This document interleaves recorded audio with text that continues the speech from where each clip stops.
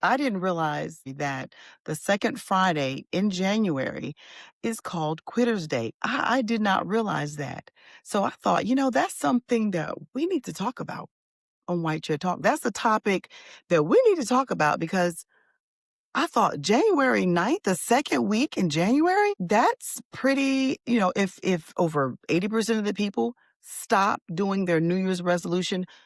I know we don't like to say that, but that's basically what it is. You know what I'm saying? But like 80% of people that set out to say, I'm going to do this starting the new year of my life, stop the second week of January. That's insane to me. I did not realize that. I mean, it's like maybe the preparation wasn't, maybe they didn't really mean it. Maybe they didn't prepare for it. Maybe they didn't realize how difficult it was going to be. I thought this was definitely talk worthy. So we're going to talk about it on White Chair Talk. So stick with me.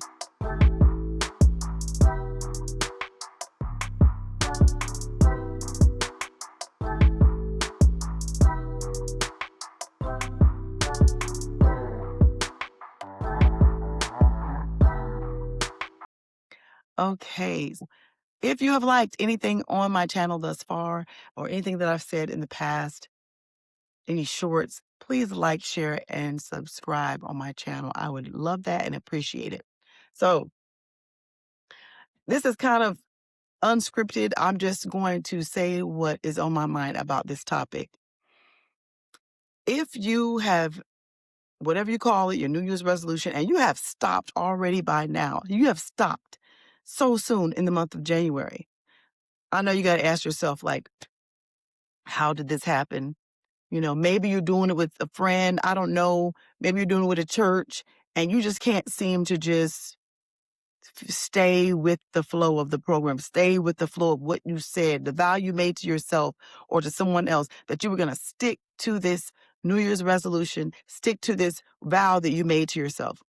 And you did not. Maybe it's something that you didn't really prepare for it. You just did it helping another friend out. You weren't really, it wasn't really fixed in your mind. But for those of you who it was fixed in your mind and you just, maybe you said, I'm not going to call this person anymore. Maybe you said, I'm just going to eat better. That's a lot of times we'll stick with I'm just going to eat better. And then as soon as you have that situation at work or somebody there's a potluck or something like that, or maybe you get emotionally triggered, you go back to what made you feel whole, made you feel for a moment, made you feel comfortable, and made you feel like, I'm okay. It's not so bad. But really what that is, I call it crutches. I call it crutches. I remember years ago, I just in my prayer time, just God revealed to me, you know what?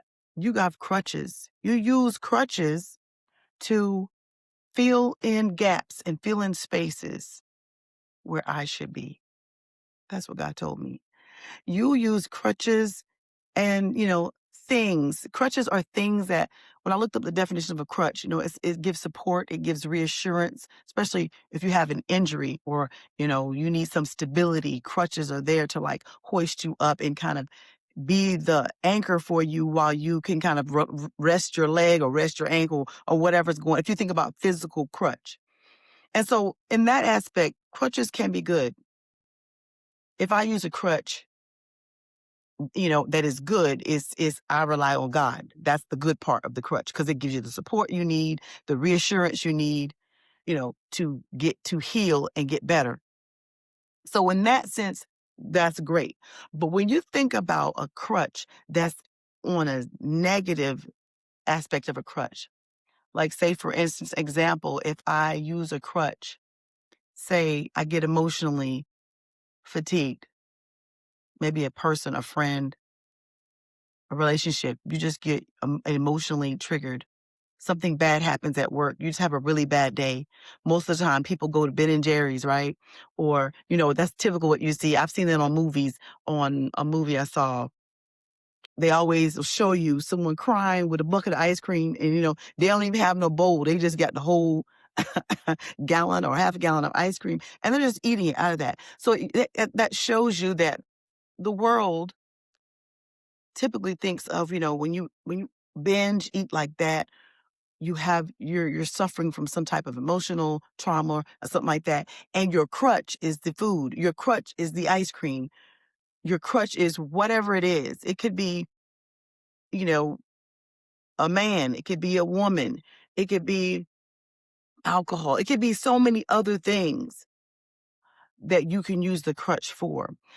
And God is really saying to us that he wants to fill those holes, those gaps in our life, where you feel like there's an area in your life you just don't want to deal with. Usually that's what it means. If you're going to, food or substance or something like that, if you're using a person, maybe a person in a relationship that's not good for you. That when you're with that person, you only feel good for a moment, and then that feel good wears off really quick. And you feel maybe the guilt because you're like, man, I'm not supposed to call this person. I'm supposed to just like not have this person bother with this person. But yet when I feel this emotional trigger, I pick up that phone and I call. Or maybe you wanted to stop drinking in excess where you're getting drunk, and when you get to that emotional trigger, when you just had a bad day and you don't want to deal with it. See, that's what it is. It's the when you don't want to deal with the issue, whatever the issue is, if you don't want to deal with the issue. When I looked at number today about how many people fall off of their New Year's resolution, I think what triggers them, what has been triggered to where after 2 weeks, you give up.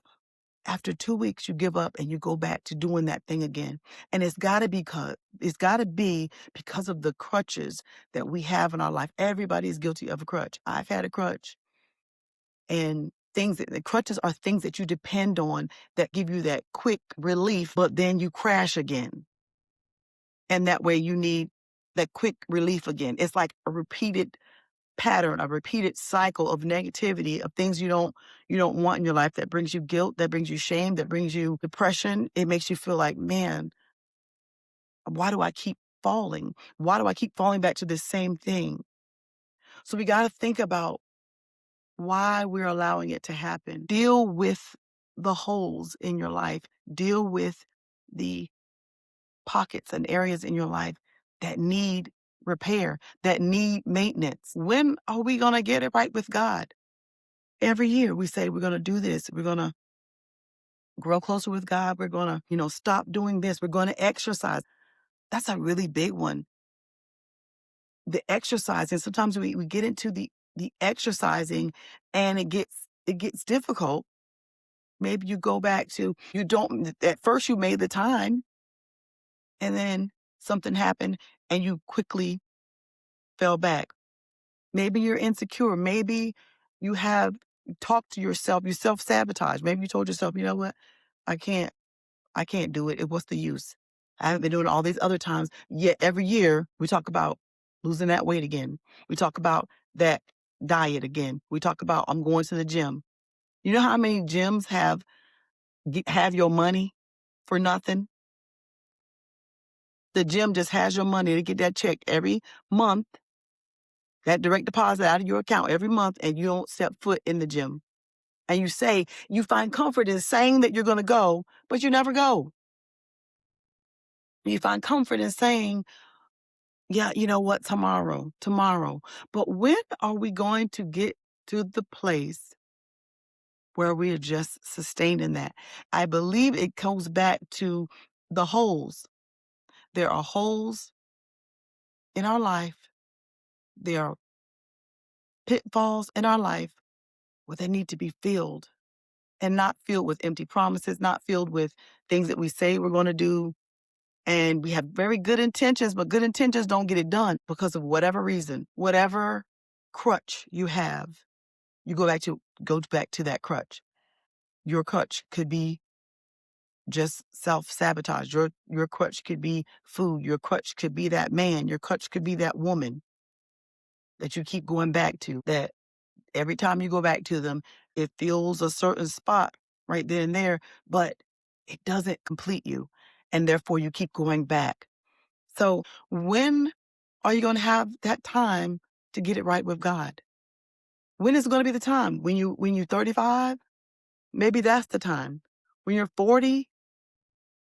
Oh, I know what. When you're 50, when you're 65, when is the time that we're going to get it right with God? We have today. God said the time is now. The time is now. We don't know what tomorrow may bring. And if you're in that place where you are just making decisions and then faltering back, not doing what you say you're going to do, you want to do what God said, but something is not allowing you to stick with the program because you got a closet full of crutches. You got a closet full of crutches that you use for different things at different times.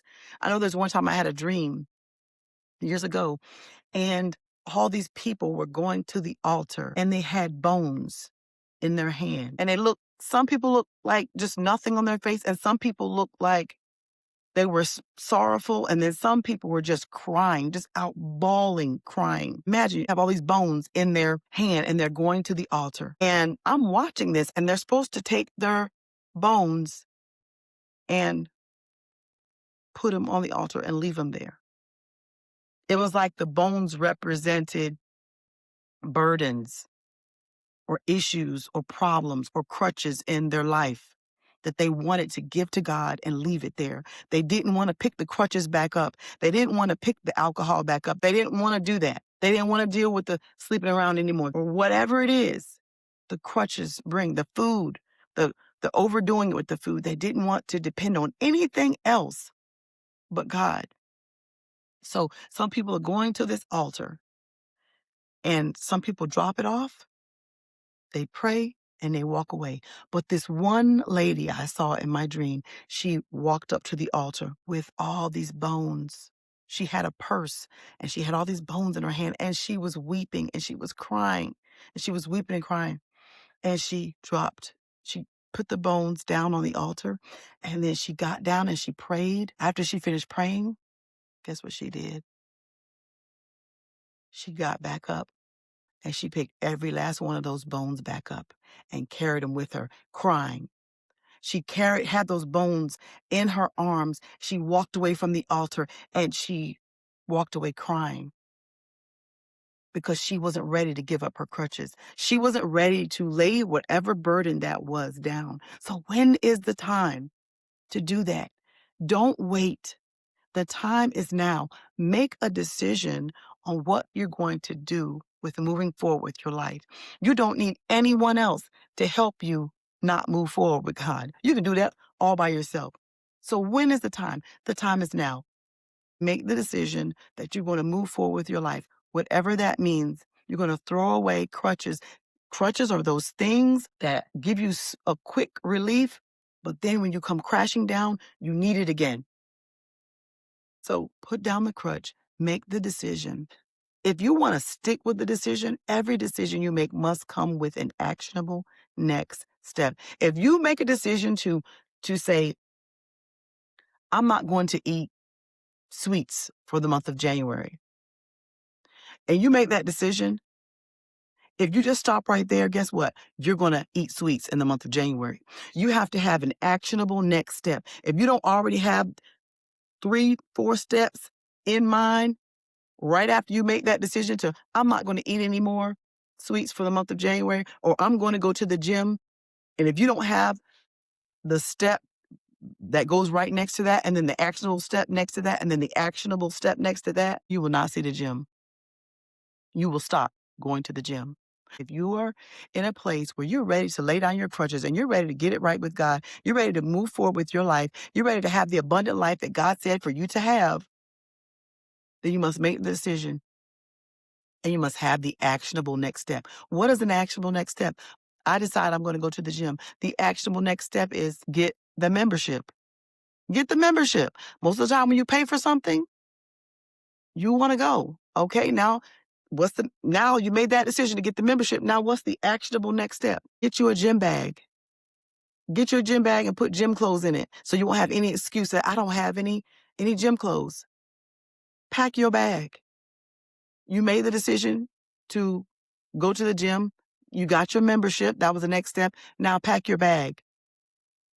Don't let yourself have an excuse to not go to the gym. That's what an actionable next step looks like. You make a decision, and with that decision comes the next thing, an actionable next step. You have to make that decision what it's going to be. God can help you decide what the decision is going to be and what the actual next step is going to be, but you are the one that has to get it done. So I hope this helps someone, because getting rid of crutches is not easy. Delete that phone number out your phone. If you don't know the number by heart, if you delete it out of your phone, guess what? You can't call the person back. You can't call the person back. If they text you, don't even read it. Swipe to the left. Delete it. Whatever it takes for you to make that decision and that actionable next step to get rid of those crutches and get on with what God is saying for your life, live the abundant life that God would have you to live, then that's what you must do. So again, I hope you got something out of this today. I just had to talk about this Quitters Day. We are not quitters. We're not quitters. But what I want you to be is the best version of yourself that you can be. And until next time, I'll see you then. Bye.